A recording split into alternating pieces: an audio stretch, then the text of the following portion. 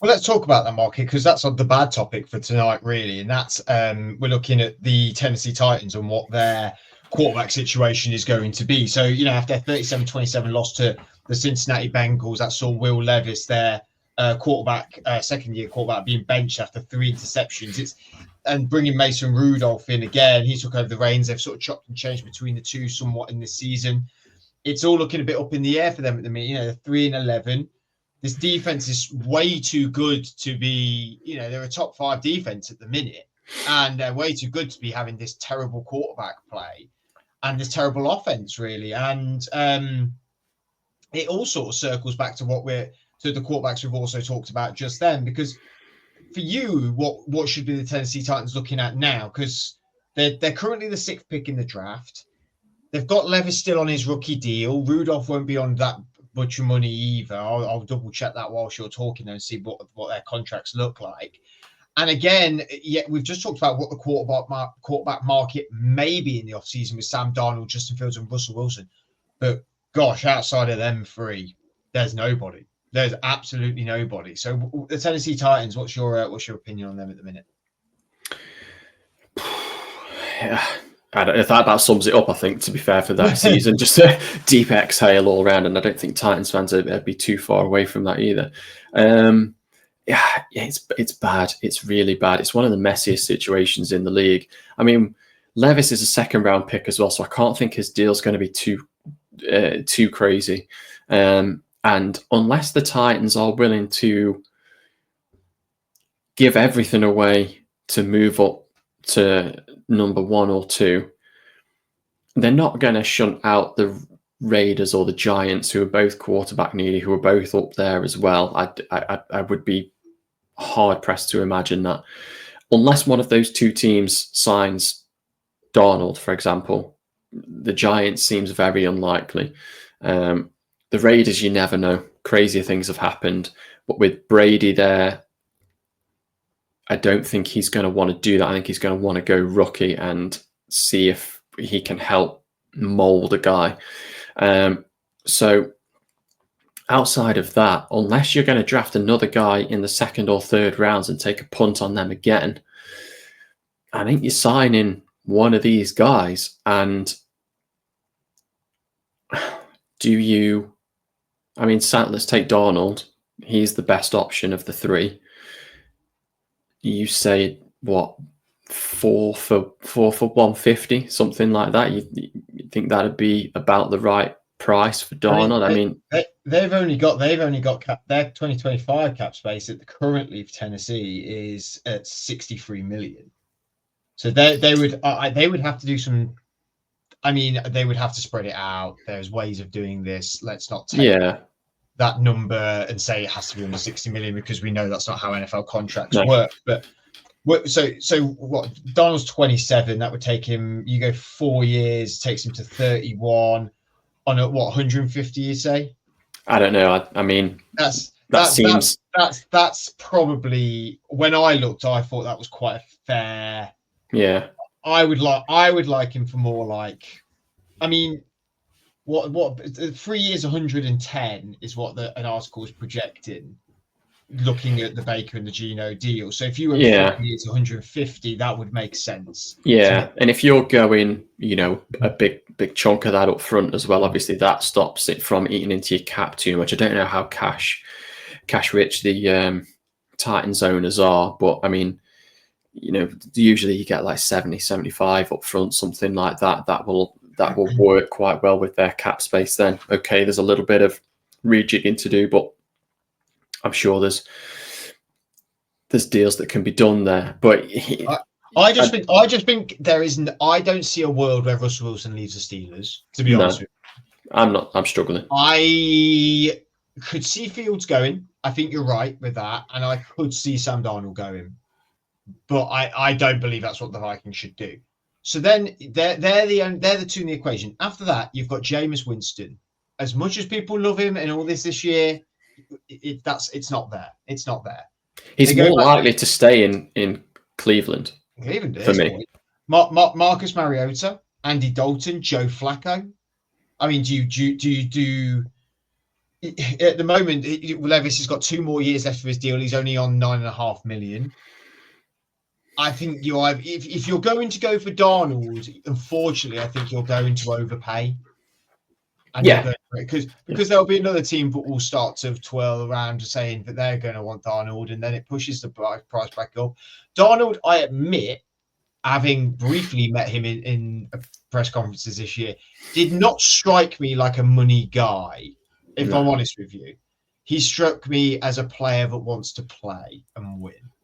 Now, I think weirdly, he actually goes into the exact same situation in Tennessee that he has in Minnesota. A really good defense, some good, obviously not got, Calvin Ridley's not the best wide receiver in the league like Justin Jefferson, but some decent wide receivers. Well, they've got a high enough draft pick to then pick the best wide receiver of this season in the draft.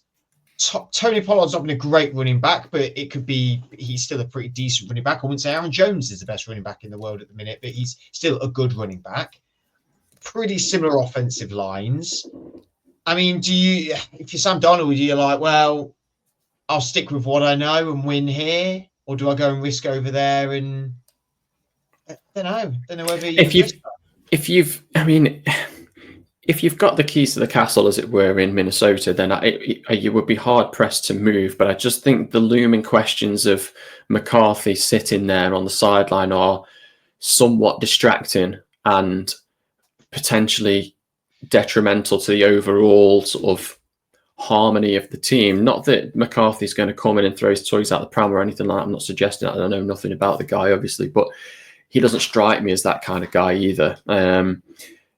I just think that he's going to want to play and he's going to be pushing Darnold all the time. And Darnold, I feel like, is a guy that needs to be, again, just looked after and told, you're our guy, let's just do this together. And you would get that in Tennessee.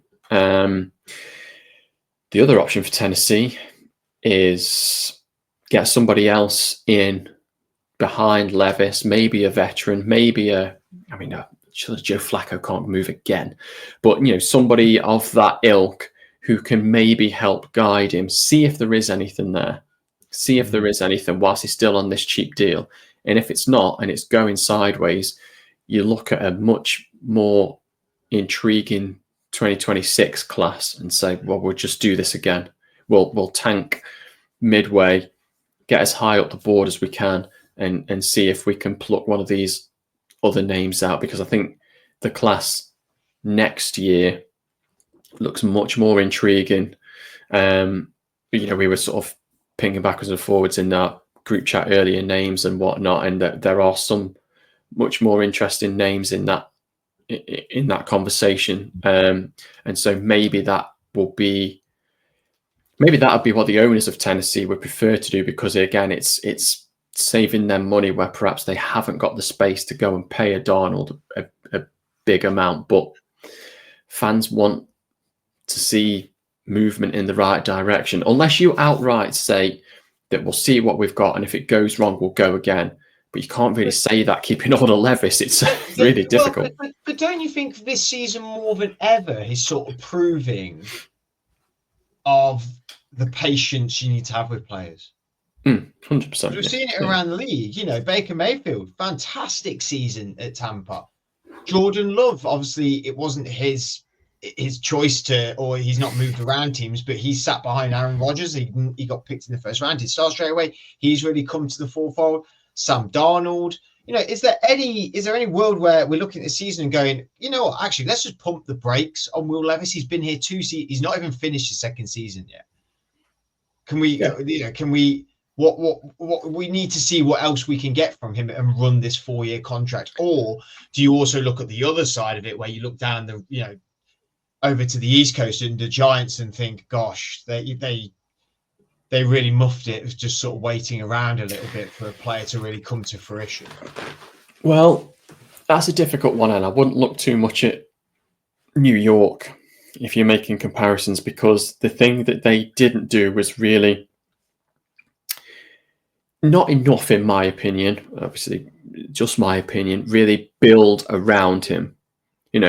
This year especially, they actually stripped things away. Okay, they brought in Malik Neighbours, which was great, but they stripped. They let Saquon Barkley walk, and they weren't bringing in quality free agents at wide receiver for Daniel Jones to be able to progress. I don't know. It was just a weird situation that I didn't like. I think he was hard done by, but he didn't show the improvements either, I don't think. And it wasn't a big surprise when he was moved on.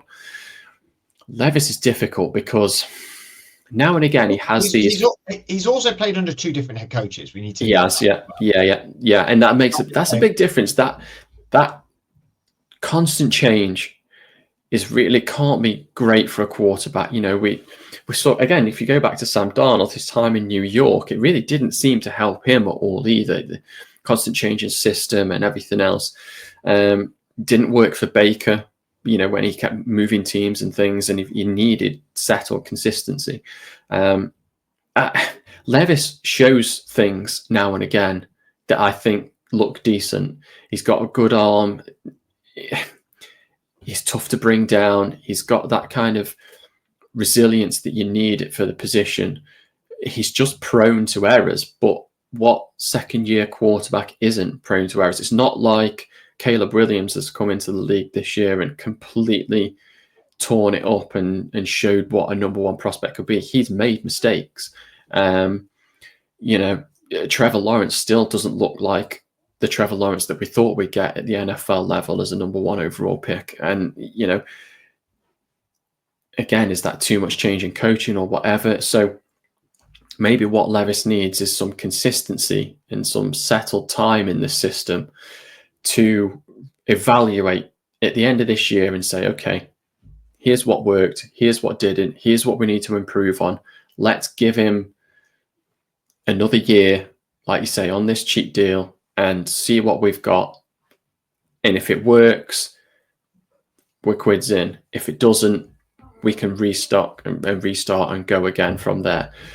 I personally think he should get another shot. I don't think that the Titans should just jump ship this early. I still think it is early. He's had a few injuries that have hampered his progress as well. I don't know. I mean, I don't know. What do you think? Is it time to move on, or? I've convinced myself in this conversation to stick with him. I think that's what, because I was a little bit like, I don't know. I'd maybe think about moving, but I think they should stick with him. Just ride the course a little bit. It makes sense. It makes sense to stick one more year. I think, like you said, there's a better draft class in 2026. The off-season quarterback circus will not be all that great. I think you've got to stick with him. Maybe they're going to do a bit of a Bryce Young thing where they sit him for a little bit and then comes back and then really storms. But it's going to be interesting to see him moving forward.